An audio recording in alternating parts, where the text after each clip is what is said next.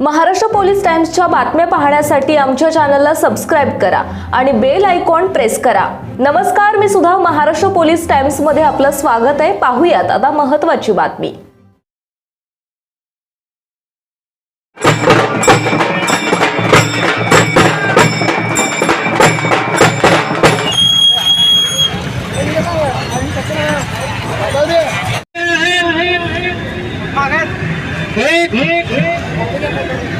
Petrol gas diesel वाढ झालेला आहे। 22 लाख विद्यार्थी नीट परीक्षेचे पेपर फुटल्यामुळे अनेक प्रकारचं नुकसान झालेलं आहे। सीबीएसई विद्यार्थ्यांचं नुकसान झालेलं आहे। त्याचबरोबर अनुसूचित जाती जमातीचे हक्काचा निधी 730 कोटी रुपये लाडक्या बहिणीकडे वळवण्यात आलेला आहे। त्याचबरोबर प्रचंड बेरोजगारी आणि महागाई वाढलेला आहे।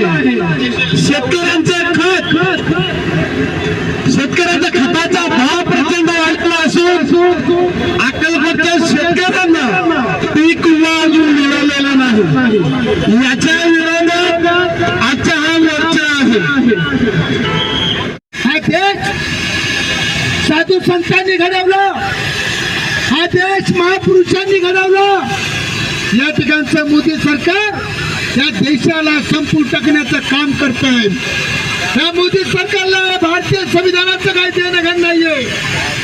तुम्ही काल बघितलं 20 लाख मुलांचं आयुष्याचं वाटोळं करण्याचं काम आपण केलेलं आहे। मित्रांनो, एवढं सगळं होत असताना सुद्धा या महाराष्ट्रात आणि देशाचे विरोधी पक्ष एकही शब्द बोलायचा नाही। तर इतके घाबरते जे याला रात्री 11-10 वाजता फोन येतो मोदीच्या कार्यकर्त्यांचा।